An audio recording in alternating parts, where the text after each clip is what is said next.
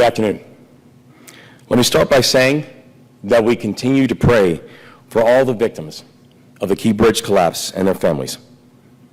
And our 4 directives have been clear. First, give closure and comfort. Clear the channel and fully open the vessel traffic to the port. The third, take care of all the people who have been affected by this crisis. And the fourth, rebuild the Key Bridge. From the earliest days, we've laid out those 4 directives. And there's a reason that we put closure at the very top of that list. Because in Maryland, we put our people first. In Maryland, we take care of each other. And in Maryland, we leave no one behind. In Maryland, ponemos a nuestra gente primero. En Maryland, nos cuidamos unos a otros. Y en Maryland, no dejamos a nadie atrás. So I want to start by talking about our work, about bringing closure to the families. Every element of our operation comes back to this singular North Star priority. Our salvage teams are working hand in glove with our recovery teams, and every time we clear more wreckage, we assess the area to see if we're able to advance recovery. The Maryland State Police, led by Colonel Butler, continue to lead recovery operations, and they are embedded within Unified Command. And this truly is a fully unified operation. And every person on this team is in constant communication with every other person on this team. And it's not lost on anybody that we are still looking for 2 missing workers, 2 unaccounted for souls. And that search and the search for them has not changed. We are still working closely with the families of the victims, and that has not changed. We will continue to do everything in our power to bring closure and comfort to these Maryland families. And that will not change. And I want to thank Unified Command and this entire team and all of our first responders for never forgetting about bringing closure to these families. We've been moving together since day one, and we're going to continue moving forward together. Now, second, on clearing the federal channel and fully opening vessel traffic to the port. Last week, Unified Command opened a 4th temporary limited channel with controlling depth of 38 feet. And since we last spoke, there have been 19 transits through that channel, 9 vessels traveled into the port, and 10 departed from the port. And these vessels have been carrying everything from sugar to cement to fertilizer to lumber. And those transits supported the work of nearly 200 members of the International Longshoremen's Association. Now, as I said last week, that's an important milestone. But as we also said, it's a temporary solution. We cannot take our eye off the ball. The focus is making sure that we are going to open the 50-foot channel, and we will. And you've already heard about the Chesapeake 1000, or the Chessie. It's the largest salvage crane available on the eastern seaboard. Now today, I want to talk about Chessie's partner, the Gus. And that's the nickname for the largest hydraulic grabber in the entire country that is now here in Baltimore. The Gus is right here helping us out, and we have a photo of Gus that I want to show you. Thank you. So this over here you see is the Chessie, the largest crane we're just mentioning. This right here is the Chessie's partner, the Gus. This crane right here has a weight of 160 metric tons. That's the weight of the Gus, and the Gus, when it is has its arms out. The Gus is 29 by 29. Just understanding how massive this, sorry, apologize. There you go. How massive this pull is right here. So 29 by 29. The Gus has the capacity to be able to pull upwards of 1,000 tons in a single pull outside of the water. And just this far, the work of the Gus, along with the work of the other cranes and operations, we now have currently over 100 assets within the water, to include boats, cranes, etc. Just the pull that we have thus far has equated to over 3,300 tons that have been pulled from the water thus far, just as a sense of what type of scale that, again, we're talking, we're talking a pull of where you're talking about the singular size of, call it the Statue of Liberty is 350 tons. We pulled over 3,300 tons of steel from the water. That's the work that Unified Command has expertly conducted over the process of these past weeks.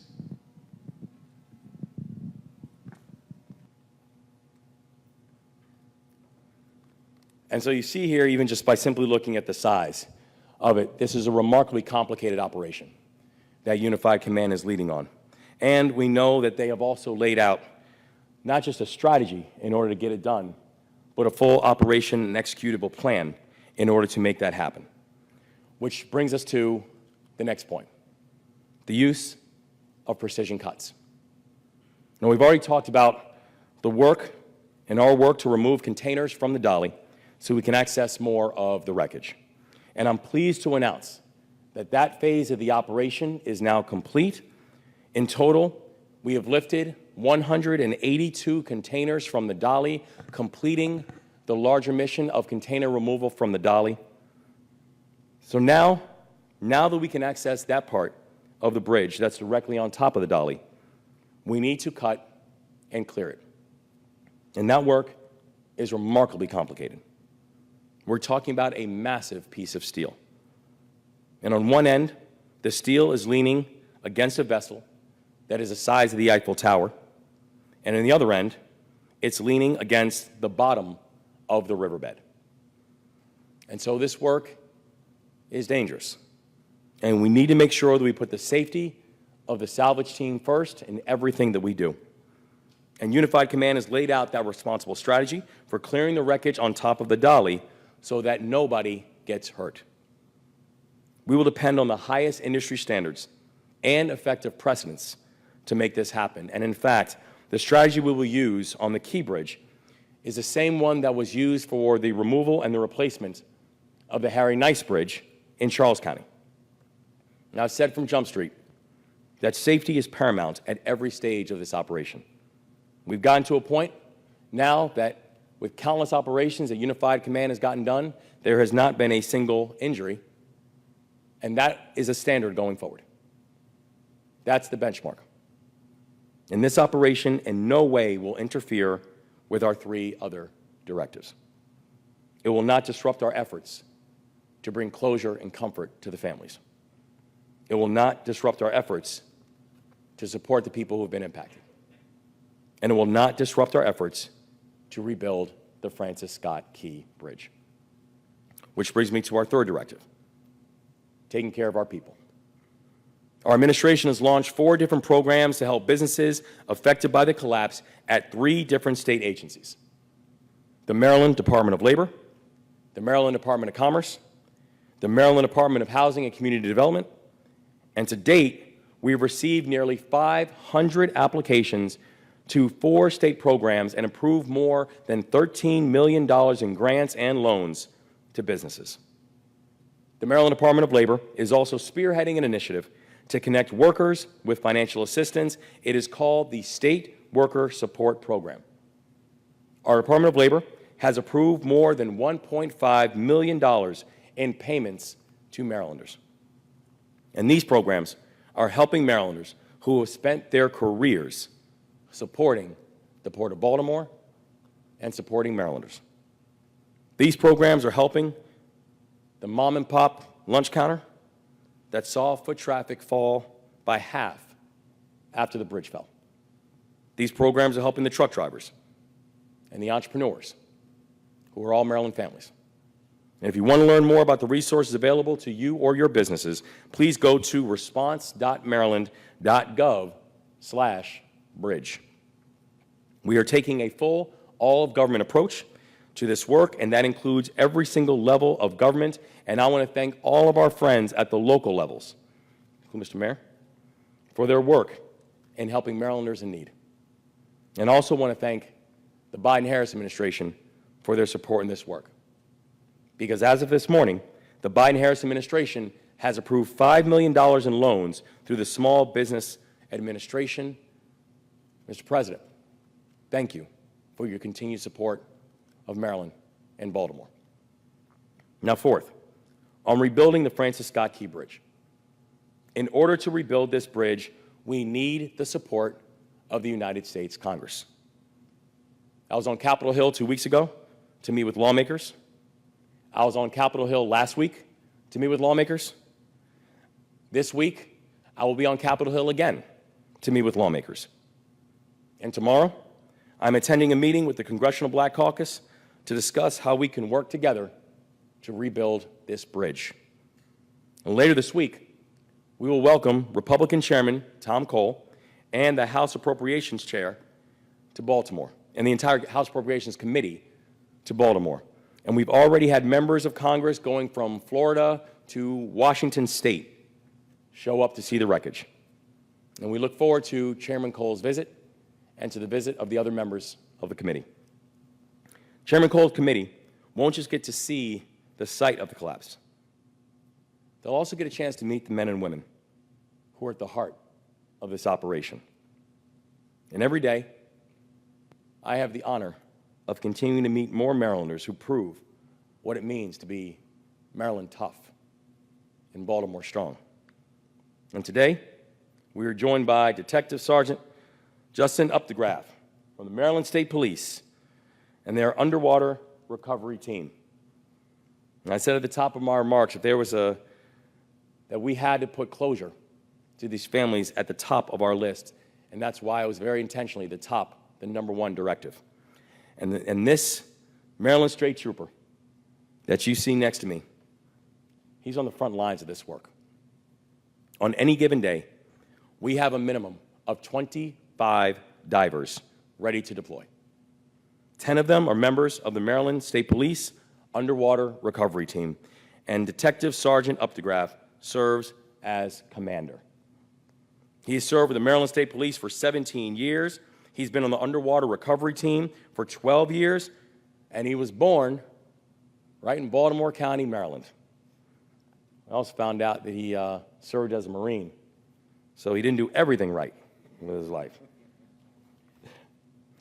Detective Sergeant Updegraff has raised his hand to serve so others can be safe. He's raised his hand to serve so other families could feel protected. He's raised his hand to serve so other families can get closure. Sergeant Updegraff, you're the best of us. And I want to say directly, thank you for proving what it means to be Maryland tough and Baltimore strong.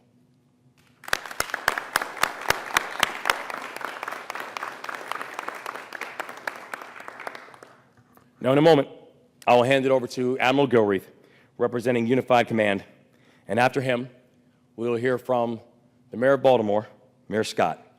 And I want to thank all of our additional partners who are here today for their continued and 24/7 commitment to making sure we get this right. I will now turn it over to Admiral Gilreath.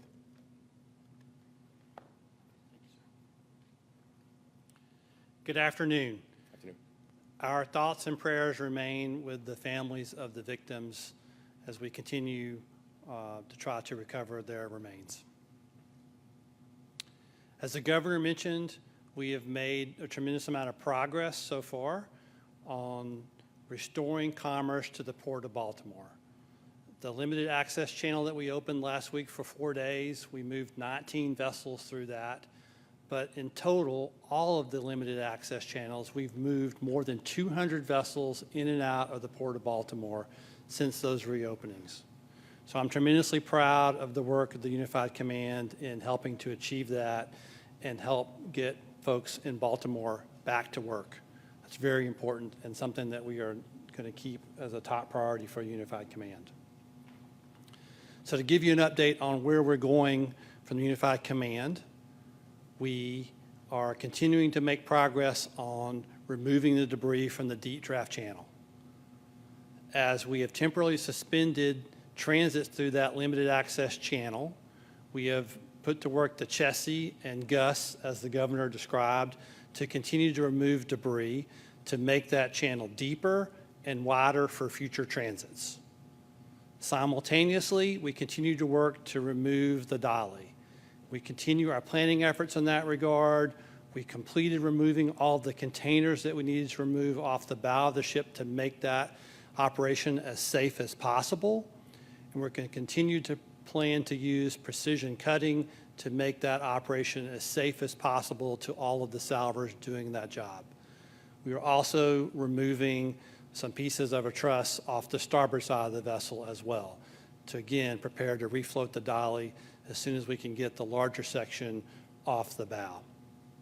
Now, in regards to removing debris from the remainder of the channel, the state and their contractor have been doing a tremendous job doing that as well, making great progress, most recently on the north side of the bridge, and continue to make great strides there, removing steel, which we are moving back to Trade Point, and offloading and cutting up for recycling. And they're doing tremendous work there, very proud of what they're doing. So those are the updates I have for you today from Unified Command. I'll now turn it over to Mayor Scott. Thank you, Admiral, and thank you, Governor, and good afternoon, everyone. It has now been 5 weeks since we had an unthinkable tragedy that left 6 Maryland families without their loved ones and disrupted the way of life for thousands of others. We continue to hold those families close and all those impacted by the collapse of the Key Bridge, and we continue to do this together. To the families enduring this unimaginable pain, we will always be with you and by your side. You are not grieving alone. And while none of us understand exactly what you are feeling, your heartbreak is shared by countless hearts and souls throughout not just Baltimore, not just Maryland, but throughout the country and the world. And we will continue to be alongside you every step of the way. The governor's mission, the necessary move to pressure cutting, we know that we have to continue to move forward so that, number one, we can bring closure to these families. 2, that we can reopen the channel and allow us to get down to the work of rebuilding the bridge. Every piece of metal lifted, every layer of the wreckage removed brings us closer to getting those goals done. First, bringing closure to those families, and then obviously reopening the channel. We will continue to do this as we have done every single thing throughout this tragedy and endeavor together. Next, I want to talk about the support that the city is offering, in addition to that being offered by our great partners in President Biden and the federal government and our congressional delegation, our great partner and leader in this Unified Command, Governor Moore, and state government. We have resources available from the city posted at baltimorecity.gov/keybridge. We will continue to make utility bill, water bill, and rental assistance available for port-impacted workers through our Office of Children and Family Success. Our port worker wage subsidy program has received applications from 61 businesses serving over 100 workers. I want to thank our Office of Employment Development for standing up so quickly to support those businesses. And the fund that has been organized by the Mayor's Office of Immigrant Affairs has now raised in more than $750,000 in donations to go directly towards those families. While no amount of money can heal the pain that these families are feeling. We want to make sure that they know that they will have their bases covered and will be with them as they navigate this most difficult time. MEMA continues to work with the governor's office, our federal partners, our county partners, our community partners to ensure that these families, including organizations like the Esperanza Center, have what they need as they work through this crisis. Lastly, I want to again thank this unified command. 5 weeks ago, none of us knew that we would be here today. None of us could even imagine what we would have to work through in this kind of tragedy. But this group has led in a way where you've seen connectivity, when you see one sound, one band, working towards the goals that have been laid out. I would not want to go through a battle with any team other than this one, because they've stayed focused on the mission. People first, as the governor always put. But most importantly, we've done it together in a connected way to make sure that all this tremendous progress that we've made thus far will only open the door for even greater progress to come in the near future. Thank you, Mr. Governor. Thank you, Mr. Mayor. Thank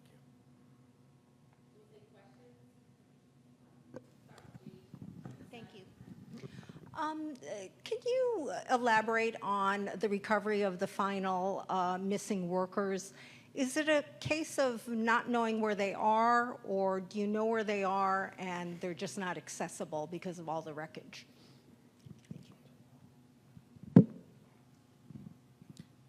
As we said from the very beginning, it's very poor visibility down there. There's so much debris.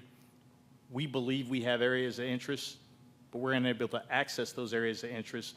That's why it's so important for the Unified Command divers to work in conjunction with the salvage divers to communicate what they're seeing, where they're locating things, and allow the Unified Command divers to develop an effective plan or survey to determine where they're going to search once they have that area declared safe.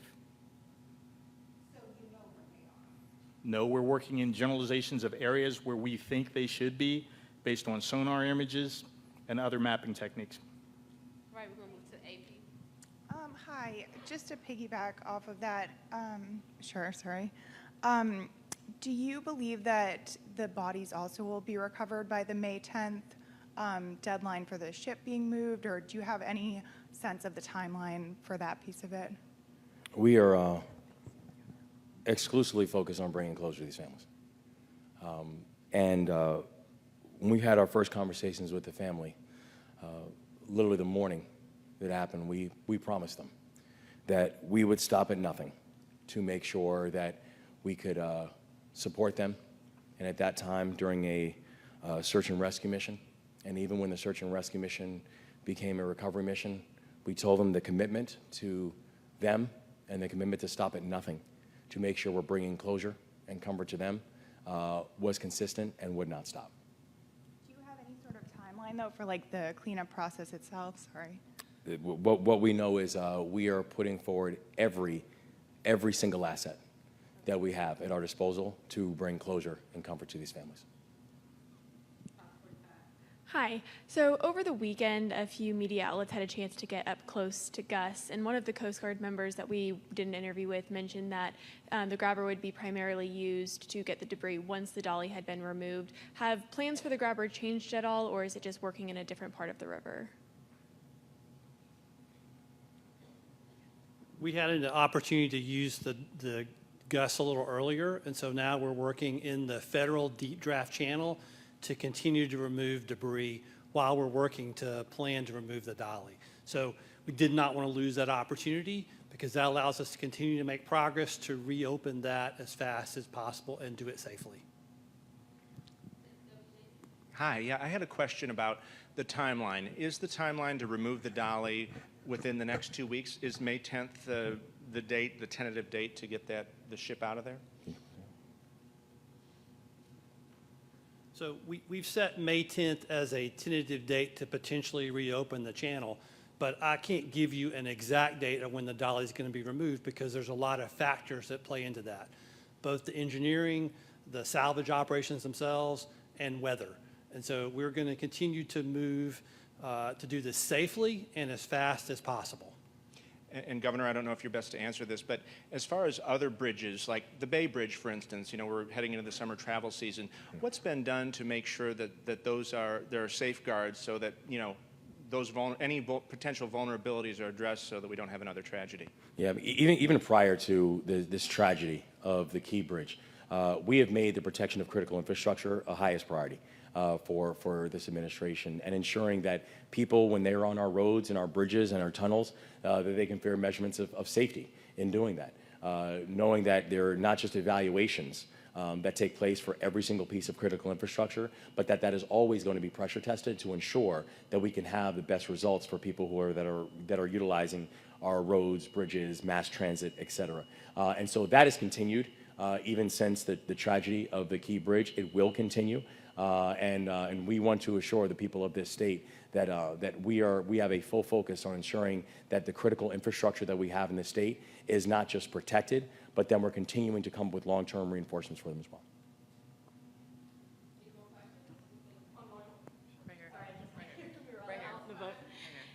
So we were just out on the boat, and the Army Corps of Engineers said that the plan to remove the dolly is actually going to be through a controlled demolition. Can you just explain how that might work? Thank you. So we're using a precision cutting technique to allow us to safely remove that section from the bow of the ship. And by using precision cutting techniques, we are able to institute all those cuts simultaneously, so that that's the safest possible for the salvers themselves, so that they're not trying to cut something and then another section collapses while they're making that cut. Governor, you mentioned about $1.5 million in payments has been made to Marylanders to help support them during this time. About how many people have been assisted? I'll go back and get you the exact number of individuals and individual businesses that have been supported, so we can come back and get you that. Okay, great. Any more questions? Thank you all so much. Thanks, all. Thank you.